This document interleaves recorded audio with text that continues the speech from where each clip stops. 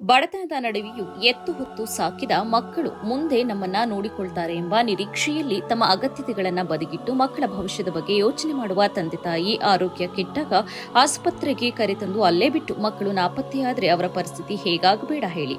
ಹೌದು, ಇಂಥವುದೇ ಘಟನೆ ಹಾಸನದಲ್ಲಿ ನಡೆದಿದ್ದು, ಮಾನವೀಯತೆಯ ದೃಷ್ಟಿಯಿಂದ ಚಿಕಿತ್ಸೆ ನೀಡಿ ಲಕ್ಷಾಂತರ ರೂಪಾಯಿ ಆಸ್ಪತ್ರೆ ಬಿಲ್ ಪಡೆಯದೆ ರೋಗಿಯನ್ನು ಅವರ ಮನೆಗೆ ತಲುಪಿಸಿ ರೋಗಿಯ ಪಾಲಿಗೆ ಆಸ್ಪತ್ರೆಯ ವೈದ್ಯನೇ ದೇವರಾದ ನೈಜಕತೆ ಇದು. ಜೂನ್ 2ರಂದು ಅರಸೀಕೆರೆ ತಾಲೂಕು ಗಂಡಸಿ ಹೋಬಳಿ ನೇರಗುಂದ ಗ್ರಾಮದ 55 ವರ್ಷದ ರಮೇಶ್ ಎಂಬುವರು ಇದ್ದಕ್ಕಿದ್ದಂತೆ ಕುಸಿದು ಬಿದ್ದು ಪ್ರಜ್ಞೆ ಕಳೆದುಕೊಂಡ ವ್ಯಕ್ತಿ ಎದ್ದು ನೋಡುವಷ್ಟರಲ್ಲಿ ಹಾಸನದ ಹಾಸನಾಂಬ ಮಲ್ಟಿ ಸ್ಪೆಷಾಲಿಟಿ ಆಸ್ಪತ್ರೆಯ ಐಸಿಯುನಲ್ಲಿ ದಾಖಲಾಗಿದ್ರು. ದೂರದ ಸಂಬಂಧಿಕರು ಆಸ್ಪತ್ರೆಗೆ ದಾಖಲಿಸಿ ಅವರು ಕೂಡ ಮಾನವೀಯತೆ ಮೆರೆದಿದ್ರು. ಆದರೆ ತನ್ನ ರಕ್ತ ಹಂಚಿಕೊಂಡು ಹುಟ್ಟಿದ್ದ 2 ಗಂಡು ಮಕ್ಕಳು ಹಾಗೂ ಹೆಣ್ಣು ಮಗಳು ತಂದೆಯನ್ನ ಒಮ್ಮೆ ಬಂದು ನೋಡಿದವರು ಮತ್ತೆ ನಾಪತ್ತೆಯಾಗಿದ್ದಾರೆ. ಇತ್ತ ಆಸ್ಪತ್ರೆ ಸಿಬ್ಬಂದಿಗಳು ಕರೆ ಮಾಡಿ ಅವರಿಗೆ ತಂದೆಯ ಸ್ಥಿತಿಯನ್ನ ತಿಳಿಸಲು ಯತ್ನಿಸಿದ್ರು. ಆರಂಭದಲ್ಲಿ ಕರೆ ಸ್ವೀಕರಿಸಿ ಮತ್ತೆ ನಂಬರ್ ಬ್ಲಾಕ್ ಮಾಡಿ ಅವರ ಪಾಡಿಗೆ ಅವರು ಆರಾಮಾಗಿ ಜೀವನ ಸಾಗಿಸುತ್ತಿದ್ದಾರೆ. ರಮೇಶ್ ಅವರಿಗೆ ಮೂರ್ಛೆ ರೋಗದಿಂದ ಶ್ವಾಸನಾಳ ಮುಚ್ಚಿಕೊಂಡು ಉಸಿರಾಟದ ತೊಂದರೆಯಿಂದ ಬಳಲ್ತಾ ಇದ್ದ ರೋಗಿಗೆ ಯಾವುದನ್ನು ಲೆಕ್ಕಿಸದೆ ಅವರ ಜೀವ ಕಾಪಾಡಲು ಹಾಸನಾಂಬ ಆಸ್ಪತ್ರೆಯ ವೈದ್ಯರು ಹಗಲಿರುಳು ಶ್ರಮ ವಹಿಸಿ ಕೊನೆಗೂ ಅವರ ಜೀವ ಉಳಿಸುವಲ್ಲಿ ಯಶಸ್ವಿಯಾಗಿದ್ದಾರೆ.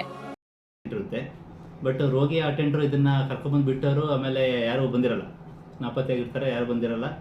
ಆದರೆ ಪೇಷಂಟ್ ಕಂಡೀಷನ್ ತುಂಬಾ ಬ್ಯಾಡ್ ಇರೋದ್ರಿಂದ ಎಲ್ಲ ಆಸ್ಪತ್ರೆನ ಉಸ್ತುವಾರಿ ವಹಿಸಿ ಟ್ರೀಟ್ಮೆಂಟ್ ಎಲ್ಲ ಕೊಟ್ಟಿರುತ್ತೆ. ಅವರಿಗೆ ಟ್ರೀಟ್ಮೆಂಟ್ ಎಲ್ಲ ಕೊಟ್ಟಿರ್ತಾರೆ. ಆಮೇಲೆ ತೀವ್ರ ನಿಗಾ ಘಟಕದಲ್ಲ ಐಸಿಯುನಲ್ಲೇ ತುಂಬ ದಿವಸ ಇದ್ದು ಟ್ರೀಟ್ಮೆಂಟ್ ಎಲ್ಲ ಕೊಟ್ಟ ಮೇಲೆ ನಿಧಾನವಾಗಿ ರೋಗಿ ಚೇತರಿಸ್ಕೊತಾನೆ. 4 ದಿವಸ ಆಗಿ ಚೇತರಿಸ್ಕೊಂಡು ವೆಂಟಿಲೇಟರಿಂದ ತೆಗೆದ್ಮೇಲೆ ಪೇಷಂಟ್ ಮಾತಾಡೋಕ್ಕೆ ಶುರು ಮಾಡಿದಾಗ ಕೇಳಿದಾಗ 2 ಮಕ್ಕಳಿದ್ದಾರೆ, ಬೆಂಗಳೂರಲ್ಲಿದ್ದಾರೆ. ಒಬ್ಬಳು ಹೆಣ್ಮಗಳು, ಒಬ್ಬ ಗಂಡು ಮಗ.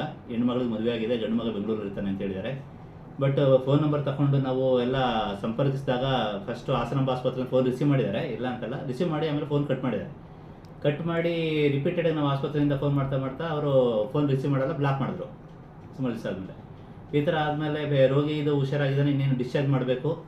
ಕರ್ಕೊಂಡು ಹೋಗೋರು ಯಾರಿಲ್ಲ, ಮನೆಗೆ ಕರ್ಕೊಂಡು ಹೋಗೋರು ಯಾರಿಲ್ಲ. ಬಂದು ಕರ್ಕೊಂಡೋಗಿ ಹುಷಾರಾಗಿದ್ದಾನೆ. ಪೇಷಂಟ್ಗೆ ಬಿಲ್ಲು ಆ್ಯಕ್ಚುಲಿ ಬಿಲ್ಲಿಗೆ ಮಾಡ್ತು ಅಂತಂದರೆ 2.5-3 ಲಕ್ಷ ಆಗಿರುತ್ತೆ ಅದು ಪೇಷಂಟ್ಗೆ. ವೆಂಟಿಲೇಟರ್ ಇತ್ತು ಅಂತಂದರೆ ವೆಂಟಿಲೇಟ್ರು, ಮೆಡಿಸಿನ್ಸು ಮತ್ತು ವಾರ್ಡ್ ಮತ್ತು ಡಾಕ್ಟರ್ ಫೀಸ್ ಎಲ್ಲ ಸೇರಿ ಒಂದು 2-3 ಲಕ್ಷದವರೆಗೂ ಆಗಿರುತ್ತೆ. ಬಟ್ ಒಂದು ಬಿಲ್ದು ಸಪ್ರೇಟು. ಬಟ್ ಮಾನವೀಯತೆ ದೃಷ್ಟಿಯಿಂದ ಆದರೂ ಬಂದು ಕರ್ಕೊಂಡೋಗಿ ಅಂತಂದರೆ ಯಾರು ಕರ್ಕೊಂಡು ಹೋಗೋಕ್ಕೂ ರೆಡಿ ಇಲ್ಲ. ಕೊನೆ ನಮ್ಮ ಆಸ್ಪತ್ರೆ ಸಿಬ್ಬಂದಿನೇ ಅವರ ಅಡ್ರೆಸ್ ತಗೊಂಡು ಊರಿಗೆ ಕಳಿಸ್ತೀವಿ. ಊರು ನಿರ್ಗುಂದ, ಗಂಡಸಿ ತಾಲೂಕು, ಗಂಡಸಿ ಹೋಬಳಿ, ಅರಸೀಕೆರೆ ತಾಲೂಕು, ನಿರ್ಗುಂದ ಅಂತಂದ್ಬಿಟ್ಟು. ಅಲ್ಲಿಗೆ ನಮ್ಮ ಆಸ್ಪತ್ರೆ ಸಿಬ್ಬಂದಿನೇ ಹೋಗಿದ್ರು. ಹೋಗಿ ನೋಡಿದಾಗ ಪಾಪ ಈ ವ್ಯಕ್ತಿಯ ಹೆಂಡ್ತಿರ್ತಾರೆ. ಪಾಪ ಅವರು 2 ಕಾಲನ್ನು ಮುರ್ಕೊಂಡು ಬೆಡ್ ಮೇಲೆ ಮಲಗಿರ್ತಾರೆ, ಯಾರೂ ಇರಲ್ಲ ಮನೇಲಿ. ಹೋಗಿ ಮಾತಾಡ್ಸ್ಕೊಬರ್ತಾರೆ. ನಾನೇನು ಮಾಡ್ಲಪ್ಪ, ಮನೇಲಿ ದುಡ್ಡಿಲ್ಲ, ಏನಿಲ್ಲ, ಮಕ್ಕಳು ಇಲ್ಲ ಅಂತಂದ್ಬಿಟ್ಟು ಪಾಪ ಅವರ ಅಸಹಾಯಕತೆ ಹೇಳ್ಕೊಟ್ಟಿರ್ತಾರೆ ರೋಗಿಯ ಹೆಂಡ್ತಿ. ವಾಪಸ್ ಬಂದು ಆಸ್ಪತ್ರೆಗೆ ನಮ್ಮ ಆಸ್ಪತ್ರೆ ಸಿಬ್ಬಂದಿ ಬಂದಿರ್ತಾರೆ. ಅವರ ನೈಜ ಸ್ಥಿತಿನೆಲ್ಲ ನೋಡಿ ನಾವು ಈಗ ಪೇಷಂಟ್ ಹುಷಾರಾಗಿದ್ದಾರೆ, ಅಷ್ಟು ನೋಡಿ ಪ್ರಾಣಾಪಾಯದಿಂದ ಪಾರಾಗಿ ವೆಂಟಿಲೇಟರ್ಲಿದ್ದ ಪೇಷಂಟ್ ಹುಷಾರಾಗಿದ್ದಾರೆ. ಈಗ ಡಿಸ್ಚಾರ್ಜ್ ಆಗಬೇಕು, ಕರ್ಕೊಂಡು ಹೋಗೋಕೆ ಯಾರೂ ಇಲ್ಲ. ಈಗ ಮನೆಗೆ ನಾವಾದರೆ ಯಾವುದಾದ್ರೂ ಒಂದು ರೀತಿಯಲ್ಲಿ ಕಳಿಸ್ಕೊಟ್ಟು ನಮ್ಮ ವೈದ್ಯರ ಶ್ರಮದಿಂದ ಮತ್ತು ಕೊನೆಗೆ ಇನ್ನೊಂದೇನು ಹೇಳಬೇಕು ಅಂತಂದರೆ ಅವರಿಗೆ ಊಟ ತಿಂಡಿನೂ ಸಹ ತೆಗೆದುಕೊಡ್ಲಿಕ್ಕೆ ಯಾರು ಇದ್ದಾಗ ನಮ್ಮ ಆಸ್ಪತ್ರೆ ಸಿಬ್ಬಂದಿಗಳೇ ಊಟ ತಿಂಡಿ ತಂದು ಕೊಟ್ಟಿದ್ದಾರೆ ರೋಗಿಗೆ. ಈ ಥರ ಎಲ್ಲ ಇದ್ದಾಗಿ ಈಗ ಮನೆಗೆ ಕಳಿಸ್ಕೊಡ್ಬೇಕು. ಮನೆಗೆ ಇವತ್ತು ಕಳಿಸ್ಕೊಡ್ತಾ ಇದ್ದೀವಿ ಅವ್ರನ್ನ, ಪೇಷಂಟನ್ನು ನಮ್ಮ ಆಸ್ಪತ್ರೆ ಕಡೆಯಿಂದನೇ ಆಂಬುಲೆನ್ಸಲ್ಲಿ ಕಳಿಸ್ಕೊಡ್ತಾ ಇದ್ದೀವಿ. ಅದಕ್ಕಿಂತ ಮೊದಲು ಪೊಲೀಸರಿಗೆ ಒಂದು ಇನ್ಫಾರ್ಮೇಷನ್ ಕೊಟ್ಬಿಟ್ಟು ನೆಕ್ಸ್ಟ್ ಮನೆಗೆ ಕಳಿಸ್ಕೊಡೋಣ ಅಂತ ತೀರ್ಮಾನ ಮಾಡಿದ್ವಿ. ಒಂದೆಡೆ ತಂದೆ ಆಸ್ಪತ್ರೆಯಲ್ಲಿ ಸಾವು ಬದುಕಿನ ನಡುವೆ ಹೋರಾಡುತ್ತಾ ಇದ್ರು. ತಾಯಿ ಕಾಯಿಲೆಯಿಂದ ತನ್ನ 2 ಕಾಲುಗಳಲ್ಲಿ ಸ್ವಾಧೀನ ಕಳೆದುಕೊಂಡು ಹಾಸಿಗೆ ಹಿಡಿದಿದ್ದಾರೆ. ಇನ್ನೊಂದೆಡೆ ತಂದೆಯನ್ನ ಸ್ವತಃ ಮಕ್ಕಳೇ ಒಂದು ದಿನವೂ ತಿರುಗಿ ನೋಡದೇ ಇರೋದು ವಿಪರ್ಯಾಸ. ಮಕ್ಕಳಿದ್ದರೂ ಇಲ್ಲದಂತೆ ಆಸ್ಪತ್ರೆಯಲ್ಲಿ ನರಳಿ ಮತ್ತೆ ಮರುಜೀವ ಪಡೆದ ರಮೇಶ್ ಹಾಸನಾಂಬ ಆಸ್ಪತ್ರೆಯ ವೈದ್ಯರಿಗೆ ಅನಂತ ಧನ್ಯವಾದವನ್ನ ತಿಳಿಸಿದ್ದಾರೆ. ಏನು ಹುಷಾರಿರಲಿಲ್ಲ, ತಲೆ ತಿರ್ಕೊಂಡು ಬಿಟ್ಟು.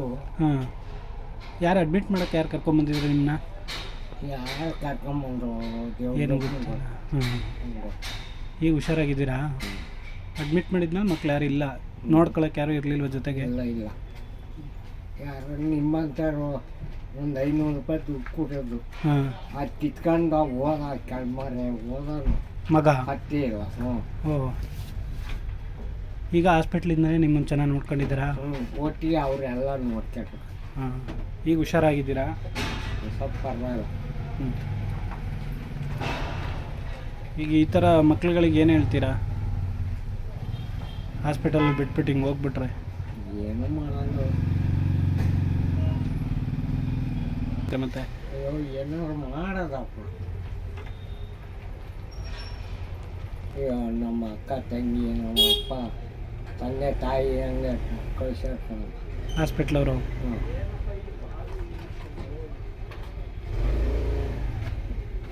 ಏನಂತೀರಾ? ಹೋಗ್ರಮ್ಮ ಏನೋ ಸಾಕು ಹೋದ್ರೆ ಹೋಗ್ಬೇಕು. ಹೆಣ್ಮಕ್ಳು ಅವನು ಮಗ ಮೆಂಟ್ರು ಬಿಡ್ತಾರೆ ಕೊಡಪ್ಪ. ಅವರು ನೋಡಲಿಲ್ವ ನಿಮ್ಮನ್ನ? ಯಾವನು ಕಳಿಸ್ತೀನಿ. ಆಸ್ತಿ ಎಲ್ಲ ಇದೆಯಾ ನಿಮ್ಮದು? ಆಯ್ತು. ನಿಮ್ಮ ಹೆಸರೇನಂದ್ರಿ? ರವೆ